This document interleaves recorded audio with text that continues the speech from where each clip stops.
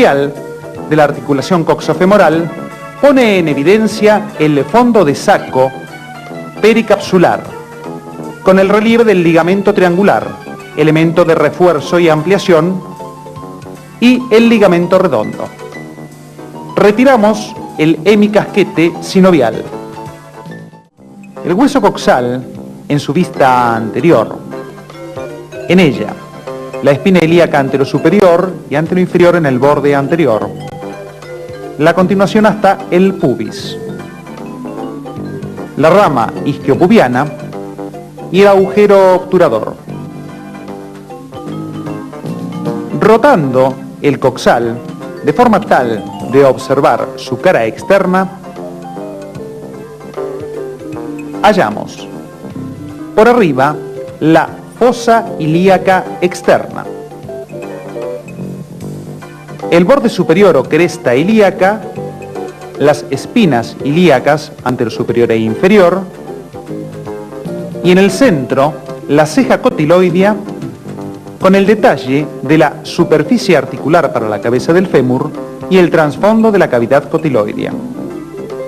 Descendemos para descubrir la gran masa del isquion, su punto de unión con el ilion.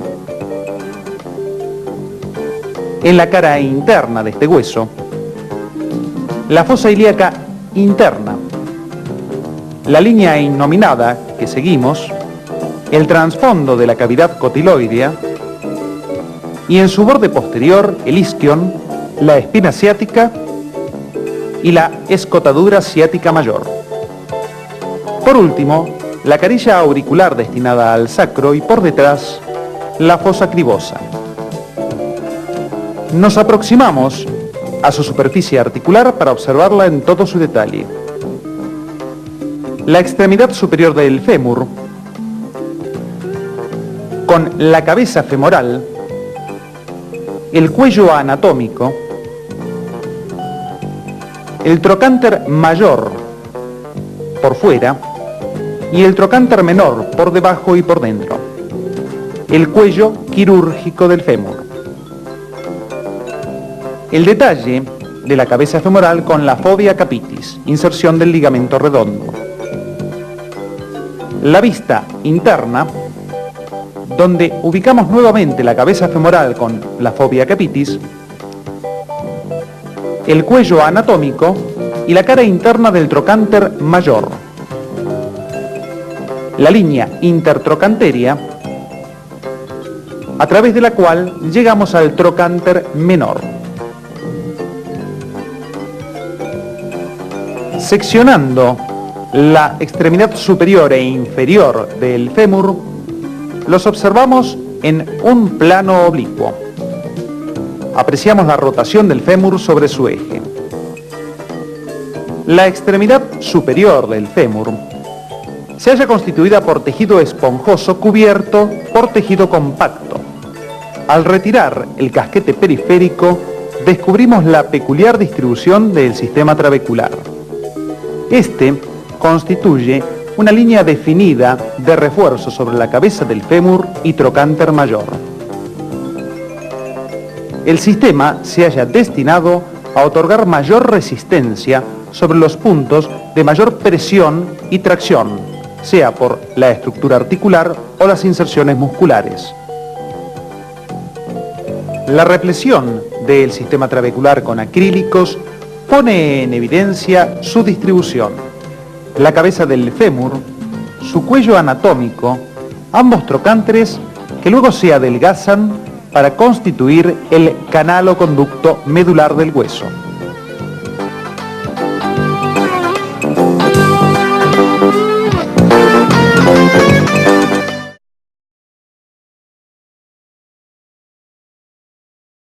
El muslo se extiende desde el pliegue inguinal por delante y el subglúteo por detrás hasta un plano horizontal que pasa a 2 traveses de dedo por encima de la base de la rótula. En su porción superior encontramos el triángulo de Scarpa, limitado por la arcada crural, el músculo sartorio y el aductor mediano. La vena safena interna, a través de su callado, va a desembocar en la vena femoral. Por fuera de la misma se palpan los latidos de la arteria femoral.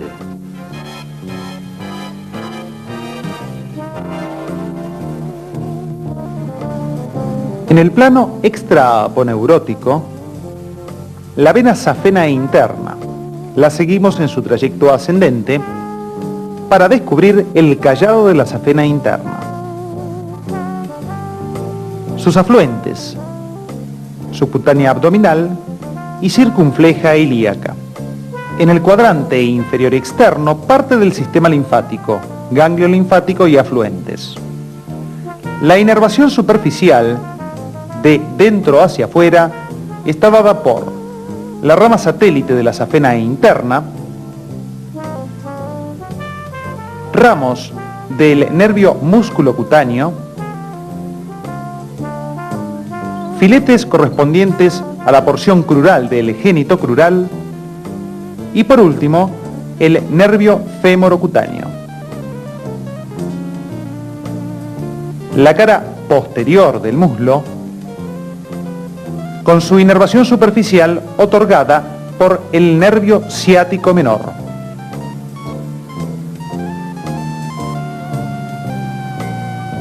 Retirada la aponeurosis, ubicamos al triángulo de Scarpa.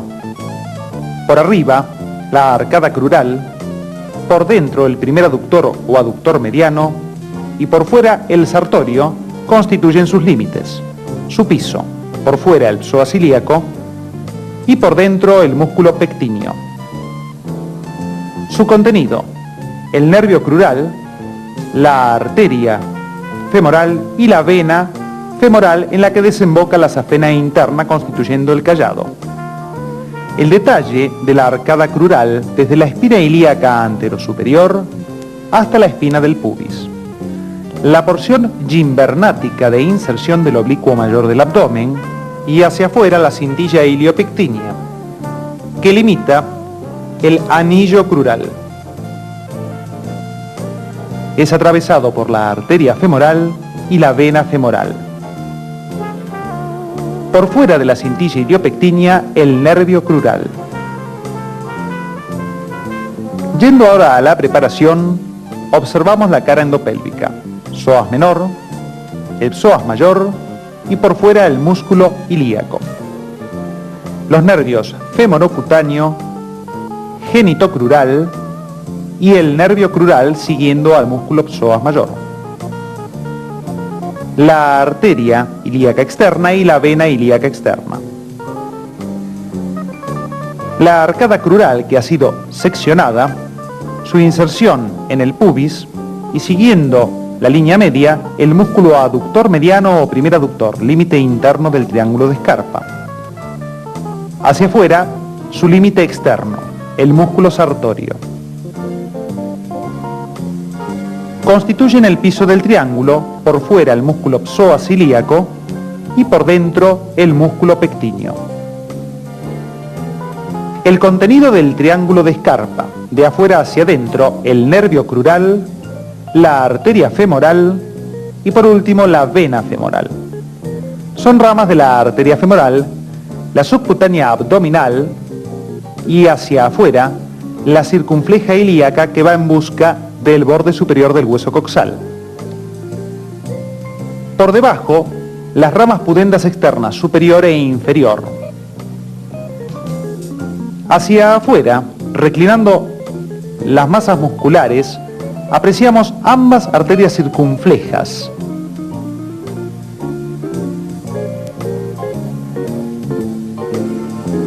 Detallamos en la maqueta los elementos arteriales. La arteria femoral, la circunfleja ilíaca, la subcutánea abdominal, el tronco de las pudendas externas, superior e inferior, la arteria femoral profunda y ambas circunflejas, posterior y anterior.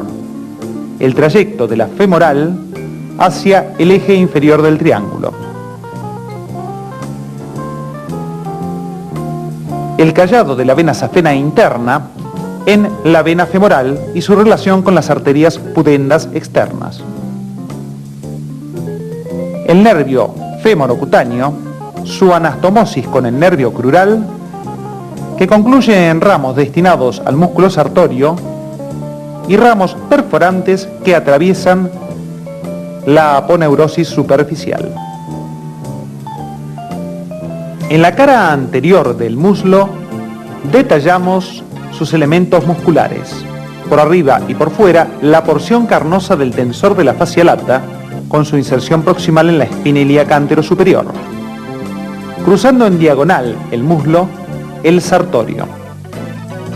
Las 4 porciones del cuádriceps crural, el recto anterior, que tomamos y reclinamos hacia adentro. Por fuera, el vasto externo. En la profundidad descubrimos el crural. Y dirigiéndonos al sector interno, las fibras correspondientes al vasto interno. La arteria femoral discurre por el muslo cruzando en forma diagonal el eje del fémur. Seguimos así el trayecto de los vasos femorales hasta la vaina de los vasos femorales. Abordamos el conducto crural, ubicado entre el músculo aductor mediano y sartorio. Introduciéndonos por debajo del conducto, por transparencia apreciamos su constitución fibrosa. Es perforado por ramas correspondientes al nervio safeno interno y por la arteria anastomótica magna junto al tendón del tercer aductor.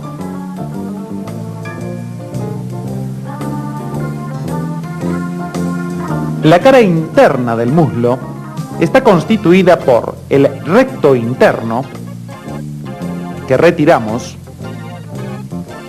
y los 3 aductores. De adelante hacia atrás, el primer aductor o aductor mediano, el segundo aductor o aductor menor y el tercer aductor o aductor mayor. Siguiendo su trayecto descendente, descubrimos la inserción distal, el tendón del tercer aductor y su relación con el conducto de los vasos femorales. Los músculos de la cara interna se hallan inervados por el nervio obturador.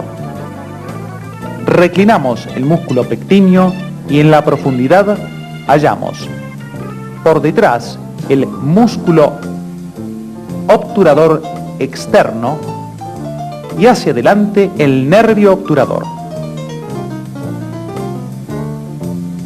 La cara posterior del muslo, constituida por el semimembranoso por dentro, hacia el lado externo el semitendinoso, por fuera de él la porción larga del bíceps crural y reclinándola su porción corta. Separando el grupo muscular, el nervio ciático mayor y en la profundidad los vasos perforantes. La arteria femoral, en su trayecto descendente, emite entre sus ramas a la arteria femoral profunda. Esta destina un grupo de vasos perforantes a la región de los aductores y sector posterior del muslo. La arteria femoral, en su trayecto oblicuo descendente, emitiendo la arteria femoral profunda y de ella los vasos perforantes. En la preparación, la arteria femoral profunda, la ubicación del aductor mediano que retiramos. Nos acercamos y descubrimos en la cara posterior el ciático mayor acompañado de los vasos perforantes. Comenzamos la disección de la cara anterior del muslo, incidimos la piel, la separamos, descubrimos la vena safena interna, la seccionamos y descendemos. Incidimos la fascia cribiforme. La reclinamos.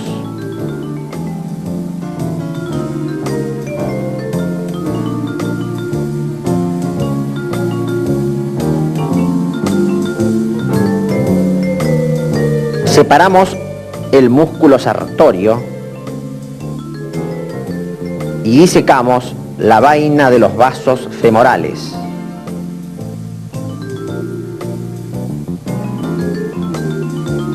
Por dentro descubrimos la vena y por fuera la arteria femoral.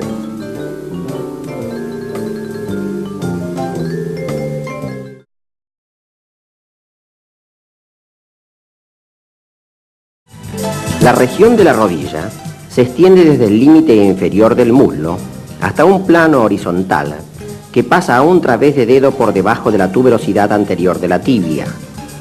En la cara anterior palpamos el relieve de la rótula. Desde su vértice, el tendón rotuliano, que va a insertarse en la tuberosidad anterior de la tibia. En ambos lados palpamos los cóndilos femorales. En la cara posterior se observan los límites del hueco popliteo. La vena safena externa desemboca, en este nivel, en la vena poplitea. En la profundidad se palpa el pulso de la arteria poplitea. En la región posterior de la rodilla hallamos el rombo popliteo. Son sus límites. Por arriba y por fuera el bíceps crural. Por arriba y por dentro los tendones del semitendinoso y semimembranoso. Por debajo y por dentro el gemelo interno y por fuera el gemelo externo. Resecando la aponeurosis, ubicamos los elementos musculares. El bíceps por arriba y por fuera, el semitendinoso y semimembranoso por arriba y por dentro, y los gemelos externo e interno por debajo. Abordamos el contenido del rombo popliteo. Separamos en primer término la vena safena externa. Hallamos el ciático popliteo interno y externo, la vena poplitea y por último en la profundidad la arteria poplitea.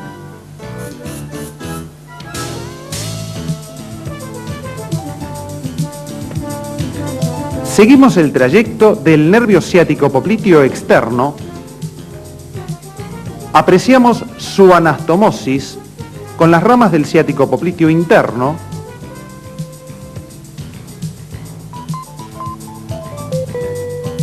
y descendiendo en la preparación, al separar las porciones proximales de los gemelos, descubrimos, en primer término, el accesorio safeno externo. En la profundidad, el nervio ciático popliteo interno. Seguimos su trayecto descendente hasta el anillo del músculo sóleo.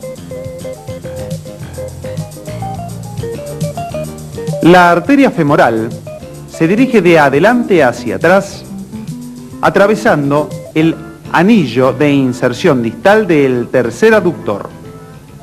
Aborda de esta forma el rombo popliteo. En la maqueta se ilustran las ramas que la arteria poplitea destina a la articulación. Dirigiéndonos en la profundidad de la preparación, las ramas articulares superiores e inferiores.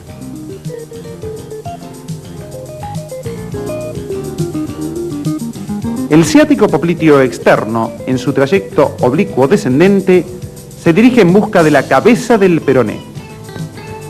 La anestesia del ciático popliteo externo se realiza a la altura del cuello del peroné, donde el nervio pasa desde la región posterior hacia la región externa. En la disección de la región poplitea incidimos la piel que luego separamos. Sobre la aponeurosis superficial, seccionamos y reclinamos la vena safena externa.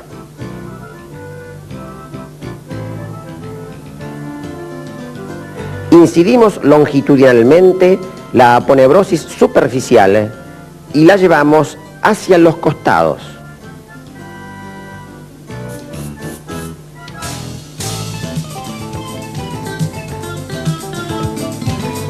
Tomamos el nervio ciático popliteo externo. Lo disecamos separándolo de las aponeurosis musculares que lo cubren.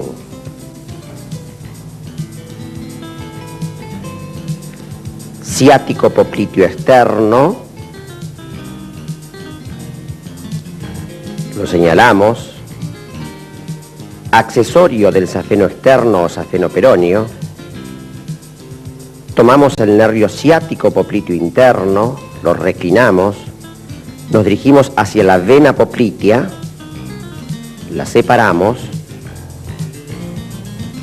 para poder llegar a la arteria poplitea en la profundidad.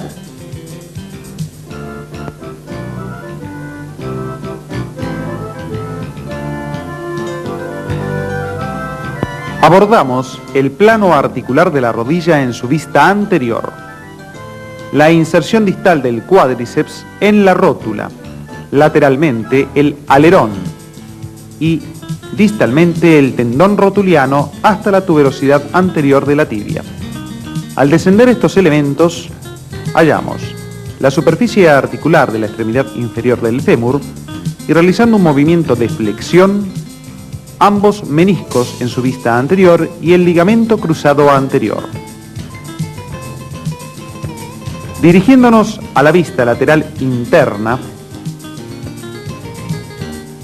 la inserción distal del tercer aductor, por detrás la inserción proximal del gemelo interno y la inserción distal del semimembranoso.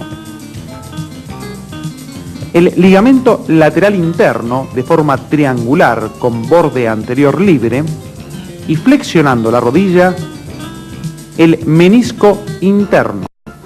Su relación de proximidad con el borde anterior del ligamento interno. Las inserciones distales del sartorio, recto interno y semitendinoso constituyen la pata de ganso superficial. La vista en la articulación en la región interna nos permite ubicar el semitendinoso, el recto interno y el sartorio. Las tres inserciones se dirigen hacia la tibia para constituir la pata de ganso superficial. En la vista posterior de la región articular, el tendón proximal del gemelo interno y externo, el tendón proximal del músculo popliteo y la inserción distal del semimembranoso. Las fibras de refuerzo oblicuas posteriores de la cápsula articular. La inserción distal del semimembranoso se realiza en forma peculiar mediante tres grupos de fibras. Tomando el tendón del semimembranoso, lo traccionamos. Queda expuesto el grupo anterior, las fibras directas o descendentes y las fibras oblicuas recurrentes, la pata de ganso profunda. Abordando el plano articular externo, hallamos la inserción proximal del gemelo externo y la inserción distal del bíceps. Entre ambos, la situación del ligamento lateral externo. Al flexionar la rodilla, su relación de proximidad con el menisco externo.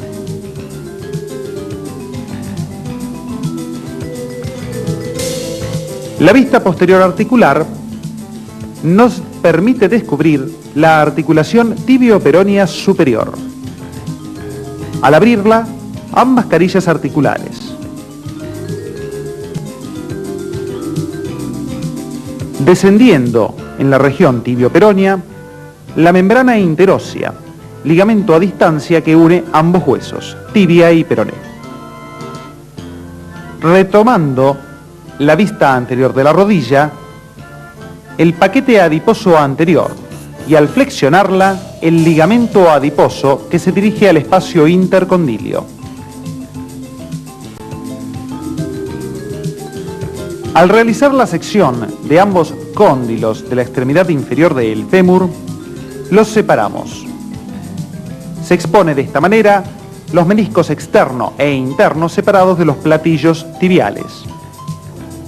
La sección parasagital de la rodilla sitúa el corte transversal del menisco externo.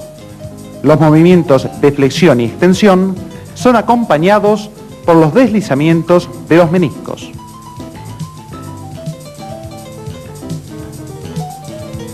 En la profundidad de la articulación, en el espacio intercondilio, ubicamos el ligamento cruzado anterior. Al descruzar la situación de los ligamentos, descubrimos al ligamento cruzado posterior. El espacio libre entre ambos. Mediante una artroscopía nos introducimos en una rodilla derecha humana normal. La flecha indica el sector interno. Apreciamos el platillo tibial y el menisco interno. El cóndilo interno. Nos dirigimos al sector parameniscal interno, las fibras de refuerzo de la cápsula articular. Descendemos y continuamos el viaje hasta el ligamento cruzado. Atravesamos este sector y ubicamos el cóndilo externo. Por debajo de él, el platillo tibial y en el fondo el borde libre del menisco externo.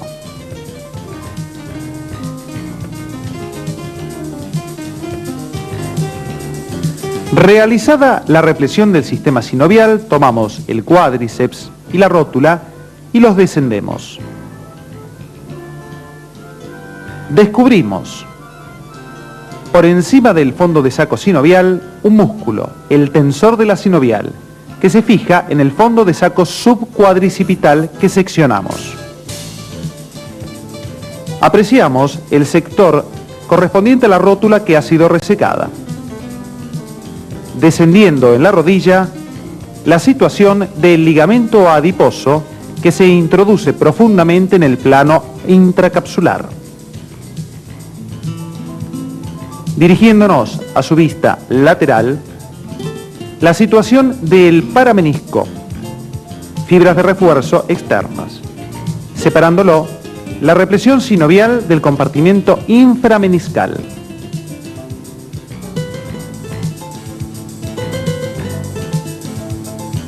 En la cara posterior de la rodilla, reclinamos el músculo gemelo. Descubrimos la cápsula articular que hemos desinsertado. La descendemos. Subyacente a los casquetes fibrosos de la cápsula articular, la repleción sinovial. La punción intraarticular en la rodilla se efectúa en la cara lateral, a los lados del tendón rotuliano, con la rodilla en flexión. En los movimientos de la rodilla, la flexión aproxima la cara posterior de la pierna hacia el muslo y desciende la rótula. La extensión sitúa la pierna en la línea de prolongación del muslo. La rotación se realiza en forma pasiva con la pierna flexionada hacia afuera y hacia adentro. La separación de los cóndilos internos femorales con la inversión del ángulo que forma el muslo con la pierna hacia adentro se denomina varo. La aproximación de los cóndilos con el ángulo obtuso abierto hacia afuera se llama valgo.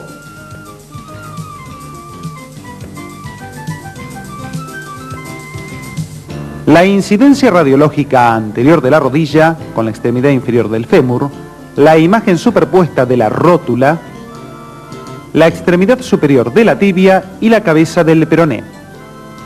El correlato óseo en idéntica posición, la extremidad inferior del fémur en la que detallamos el cóndilo externo, la cara anterior de la rótula, la extremidad superior de la tibia y la cabeza del peroné. Retomamos la incidencia radiológica. En el perfil, ambos cóndilos femorales, el perfil de la rótula, la extremidad superior de la tibia y el peroné. El correlato óseo de esta posición, el cóndilo externo, la rótula, la extremidad superior de la tibia y la cabeza del peroné.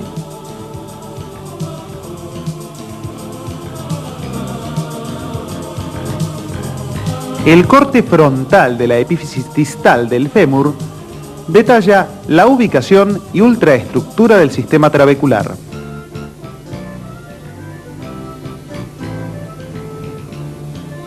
La rótula, hueso sesamoideo, visto en su cara anterior y ahora en su cara posterior o articular destinada a la garganta de la polea femoral. En la extremidad superior de la tibia, en su vista anterior, detallamos la tuberosidad anterior de la tibia, las espinas de la tibia y la superficie preespinal. Por último, ambos platillos tibiales.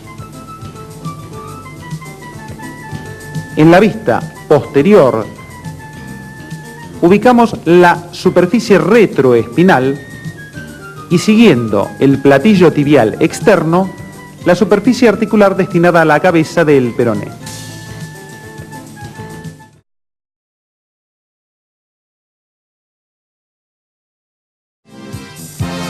La región de la pierna se extiende desde el límite inferior de la rodilla hasta un plano horizontal que pasa a 3 traveses de dedo por encima del vértice del maleolo tibial.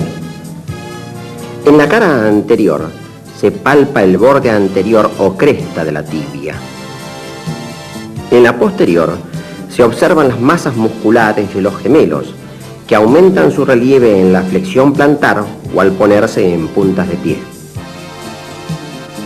En el plano superficial, ubicamos la vena safena externa que seguimos en su trayecto ascendente. Abordamos la desembocadura en el hueco popliteo, su anastomosis con la vena safena interna, a la que acompañamos en su trayecto descendente. El nervio safeno interno, responsable de la sensibilidad superficial de la zona.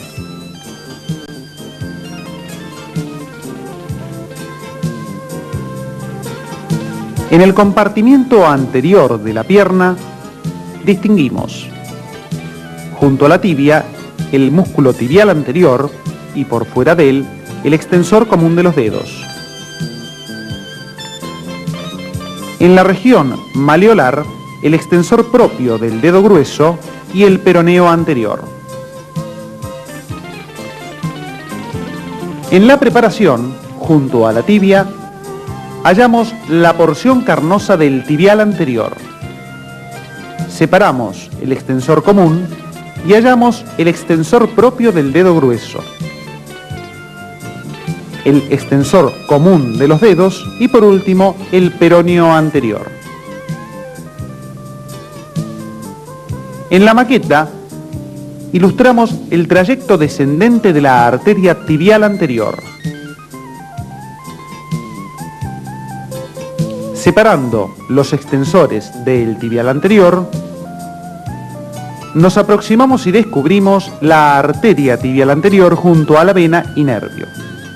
Abordando el compartimiento externo, la situación del peroneo lateral largo y peroneo lateral corto. Por delante de ellos la aponeurosis y la situación del nervio músculo cutáneo. Nos dirigimos a la preparación. Ubicamos el tabique aponeurótico el peroneo lateral largo, por debajo y delante el peroneo lateral corto y la emergencia del nervio musculocutáneo.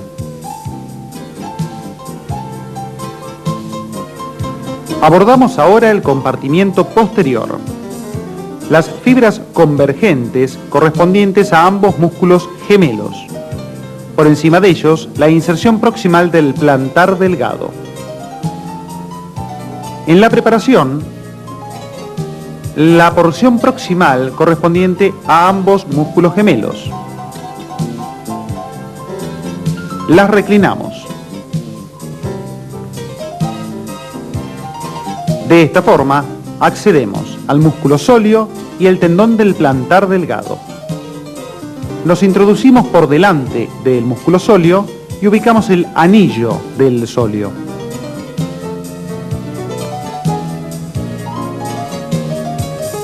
Reubicamos a los músculos gemelos.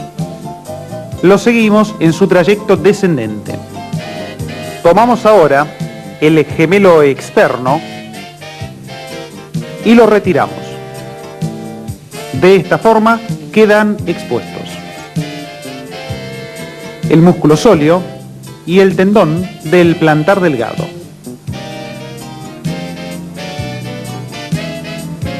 Ambos gemelos, sóleo y plantar delgado, se reúnen para constituir el tríceps sural. Por último, el detalle del nervio safeno externo. El músculo plantar delgado, en su inserción proximal en el fémur y en su trayecto descendente, atravesando la región posterior de la rodilla. Lo ubicamos en el preparado, lo seccionamos y retiramos. Queda expuesto en su totalidad el músculo sóleo. Lo acompañamos hasta la formación del tendón de Aquiles. Por último, la ubicación del músculo popliteo. Dirigiéndonos a la preparación, reclinamos el sóleo y en la profundidad hallamos el músculo popliteo. Por el lado externo llegamos a las inserciones del flexor propio del dedo gordo. Por dentro de él ubicamos el tibial posterior. Dirigiéndonos por último hacia el plano medio, situamos las fibras del flexor común de los dedos, también conocido como flexor tibial. Lo aislamos.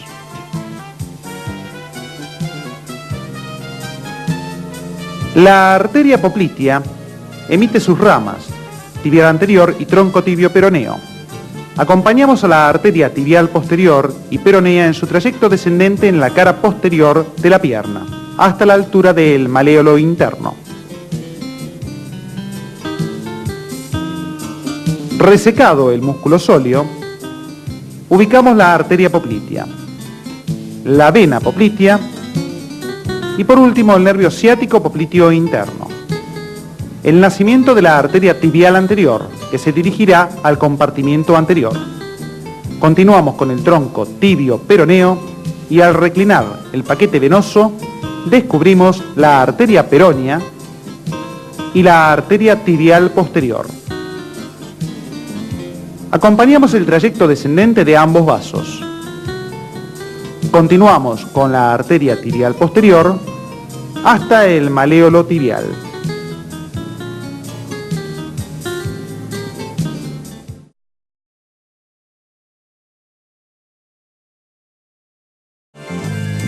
La garganta del pie se extiende desde el límite inferior de la pierna hasta un plano horizontal que pasa a un través de dedo por debajo del vértice del maléolo tibial.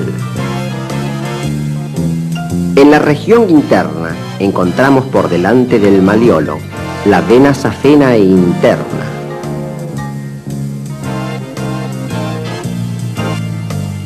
En el canal retromalleolar se palpa el pulso tibial posterior. Por detrás del maléolo externo se ve la vena safena externa. Premalleolar interna hallamos a la vena safena interna. La seguimos en su recorrido por el dorso del pie con la formación del arco venoso dorsal y su anastomosis con la vena safena externa, retromalleolar externa. Descubrimos el ramo calcáneo perteneciente al nervio safeno externo y el nervio músculo cutáneo seccionado. Abordamos la región de la garganta del pie en su vista anterior. Tomamos y reclinamos el tendón del tibial anterior y del extensor propio del dedo grueso. En la profundidad, la arteria tibial anterior. Nos dirigimos hacia afuera, el tendón del extensor común de los dedos y por último, el peroneo anterior. Estos tendones discurren por correderas osteofibrosas cerradas por el ligamento anular anterior del tarso. Situados ahora en el dorso del pie, hallamos el tendón del extensor propio del dedo grueso y por fuera de él, los tendones correspondientes al extensor común de los dedos del pie. Este plano tendinoso cubre al músculo pedio.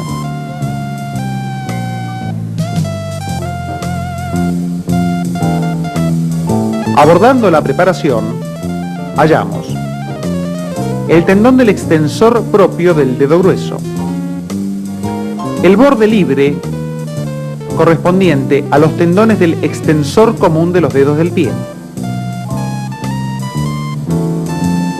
Por último, la inserción proximal del pedio.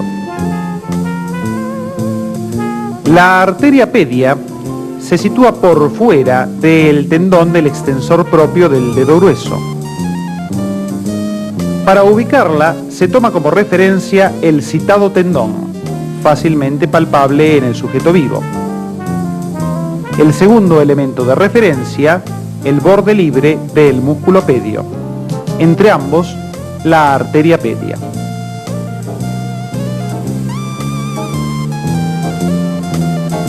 Situamos el tendón del extensor propio, el borde superior del pedio y descubrimos la arteria pedia y el nervio tibial anterior que la acompaña. El pulso de la arteria pedia se palpa por fuera del tendón del extensor propio del dedo gordo.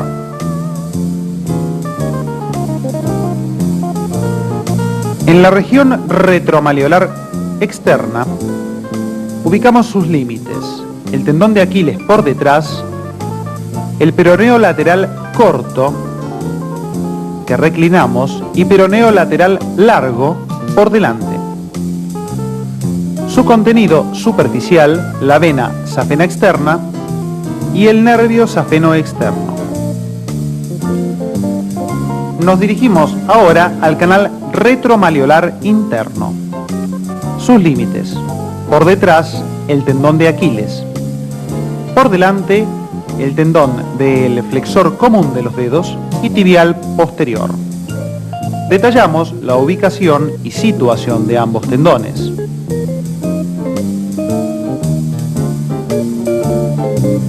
El contenido del canal retromalleolar interno está dado por el nervio tibial posterior, la arteria tibial posterior y las venas tibiales posteriores. La represión del sistema vascular de un miembro inferior fetal destaca la llegada a través de la tibial posterior de la irrigación plantar.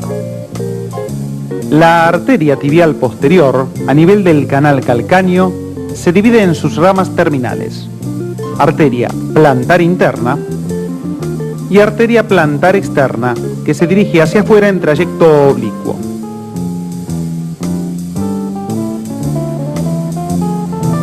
La maqueta ilustra la distribución arterial de la planta del pie: la arteria tibial posterior originando la plantar interna y la arteria plantar externa, que describe una curva en búsqueda del primer espacio interóseo. Los músculos de la planta del pie se hallan cubiertos superficialmente por una aponeurosis, la aponeurosis plantar media. Se extiende desde el calcáneo hasta los espacios interdigitales. La reclinamos. Hallamos el flexor corto plantar. Lo desinsertamos del calcáneo y descendemos. Abordamos de esta forma el plano vasculonervioso de la planta del pie. Reparamos la eminencia externa e interna, musculares. En la profundidad de la región plantar media, el cuadrado carnoso de Silvio. Y por debajo, el flexor común de los dedos del pie. De afuera hacia adentro, la vena, arteria y nervio.